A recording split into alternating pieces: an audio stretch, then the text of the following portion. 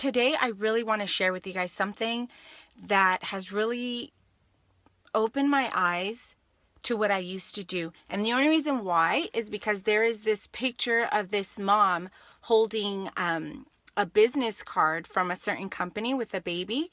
And she talks about how someone approached her from a network marketing company, and the way they approached her was very unfriendly or unconnecting in a sense. And so I wanted to just share with you guys just a little bit about my story on that and how I see that as someone from the other side.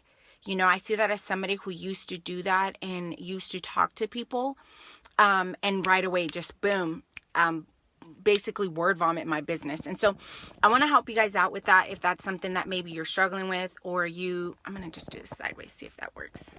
Okay, it doesn't work, so that's fine.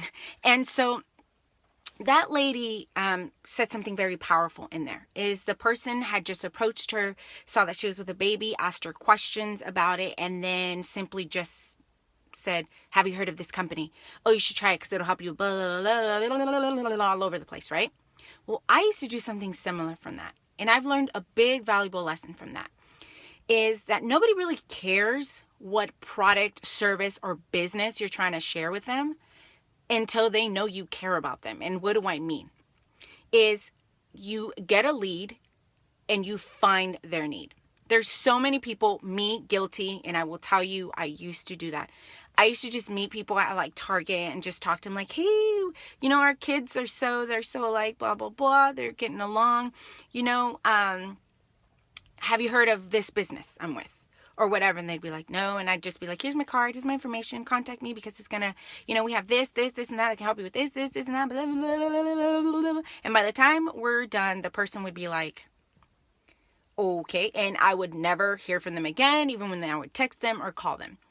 And I feel like when reading that from that lady with the baby, her sharing the story of the person who approached her, I feel like I'm looking at it from a different perspective and saying, man, maybe there's a good reason that this is out there to show network marketers that we're not here, guys, to persuade people or to change them or to force them or to tell them that, you need to try this because since you're this, you're that, you're this, you're that, it's going to help you with this, and that. It's going to take care of this, and that. No.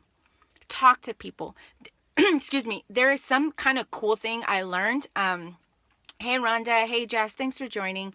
And it was when you take an interest with people and you listen even online, but more importantly in person, you'll feel it and you'll know that you don't need to you don't need to convince anyone. You could just listen and make a friend.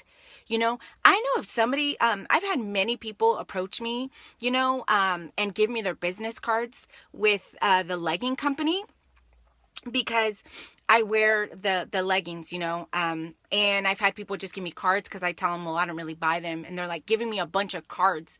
And I'm like, oh, okay, like I don't even know you or nothing. You just want to sell me something. But it's different when I have a friend who messages me, sees how I'm doing, or even in person and takes the time to get to know me and know my pain because I might not even need these leggings or I might not even need this thing.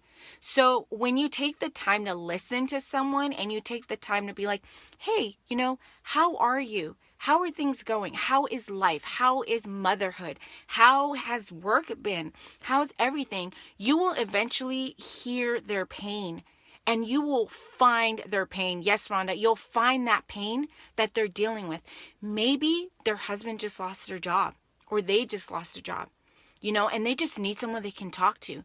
You will know because by listening, you will see if it's even, maybe they just need a friend. And somebody who struggled so hard with that because I never used the two things God gave me. I used the one thing he gave me and I did a lot of this. And I never took the time really to stop and listen to somebody and be like, what is it you're hurting with? I met this lady and I'm going to end with this. I met this lady at a park and she was there with her 4 kids, and I was there with my daughter, and my daughter was playing. She came up and we just started chatting, and she was like, hey, I was like, do you always come here? And she's like, yeah, my kids are homeschooled, so I try to get them out. And she started telling me her whole life story, and I'm like, really? I'm like, how do you like homeschooling?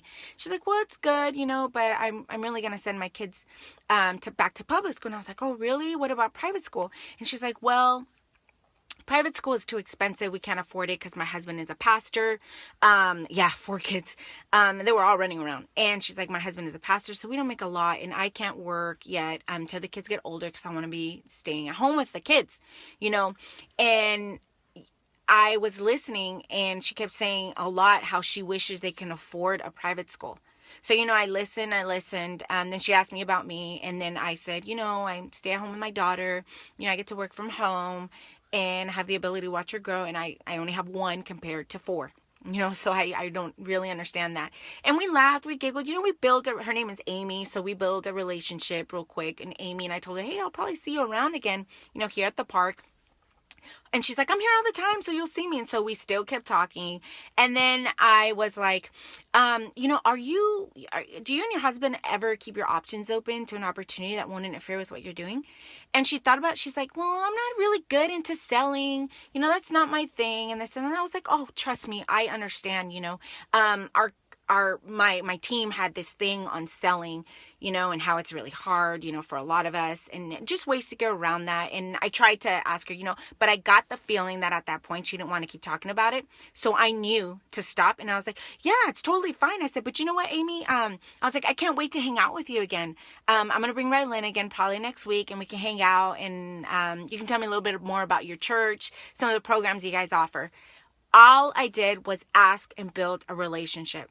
I didn't throw at her, oh, my company can help you with this, my product can help you with this, it can help you with this, and that, and it'll take care of this, you're tired, blah, blah, blah, blah, blah, blah, blah. I didn't do any of that. I seriously just I was interested in her. And it didn't click until, I started listening more about the need to get a lead, find a need. Our job as network marketers, we're known as Spamish and people who don't listen because we're really... And it was so true for me, as I was always like, what is in it for me? Instead of, how can I help you? Because maybe you don't need my company or my product or opportunity. Maybe you just need a friend, because she doesn't hang out with anybody. She even told me, so I was like, I can't wait to hang out with you. I'm here. I need, I don't know a lot of moms around here, so I can't wait to hang out. That was it. So listen, guys. Don't word vomit your company. I think that's what a lot of people, I've talked to people, and they're so afraid to talk to somebody to come off Spamish, or they're throwing their business all over them. Shh. They're throwing their business all over them. Sorry, that was my dog. But because of that, honestly, it got me thinking, let's just start to focus on what people want instead of what we want. So I hope everyone has a good Easter. I might do a live tomorrow, just kind of share a little story about my testimony and stuff. So I hope everyone has a wonderful Saturday. Go outside. It's beautiful. Husband is painting and taking care of stuff. And if you found this interesting, leave a comment, and share this. All right. Everyone have a wonderful day. Bye.